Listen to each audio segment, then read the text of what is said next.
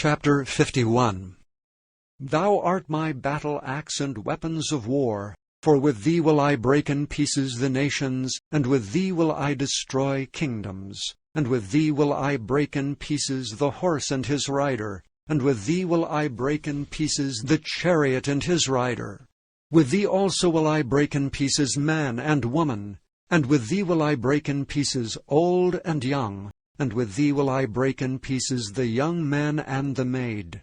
I will also break in pieces with thee the shepherd and his flock, and with thee will I break in pieces the husbandman and his yoke of oxen, and with thee will I break in pieces captains and rulers. And I will render unto Babylon and to all the inhabitants of Chaldea all their evil that they have done in Zion in your sight, saith the Lord. Behold, I am against thee, O destroying mountain, saith the Lord, which destroyest all the earth. And I will stretch out mine hand upon thee, and roll thee down from the rocks, and will make thee a burnt mountain. And they shall not take of thee a stone for a corner, nor a stone for foundations. But thou shalt be desolate for ever, saith the Lord. Set ye up a standard in the land, blow the trumpet among the nations. Prepare the nations against her, call together against her the kingdoms of Ararat, Minai, and Ashkenaz. Appoint a captain against her, cause the horses to come up as the rough caterpillars. Prepare against her the nations with the kings of the Medes, the captains thereof, and all the rulers thereof, and all the land of his dominion. And the land shall tremble and sorrow, for every purpose of the Lord shall be performed against Babylon, to make the land of Babylon a desolation without an inhabitant. The mighty men of Babylon have forborne to fight, they have remained in their holds, their might hath failed, they became as women, they have burned her dwelling places, her bars are broken. One post shall run to meet another, and one messenger to meet another, to show the king of Babylon that his city is taken at one end, and that the passages are stopped, and the reeds they have burned with fire, and the men of war are affrighted. For thus saith the Lord of hosts, the God of Israel, the daughter of Babylon is like a threshing floor.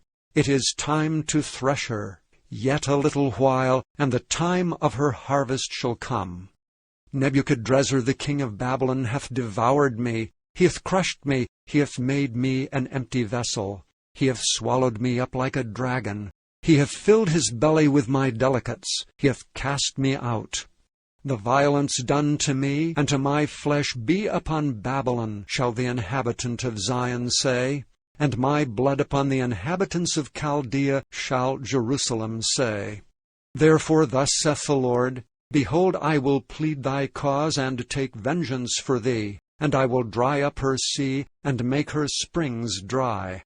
And Babylon shall become heaps, a dwelling place for dragons, an astonishment, and an hissing without an inhabitant. They shall roar together like lions, they shall yell as lions' whelps. In their heat I will make their feasts, and I will make them drunken, that they may rejoice and sleep a perpetual sleep, and not wake, saith the Lord. I will bring them down like lambs to the slaughter, like rams with he-goats. How is Shishak taken? And how is the praise of the whole earth surprised? How is Babylon become an astonishment among the nations? The sea is come up upon Babylon. She is covered with the multitude of the waves thereof.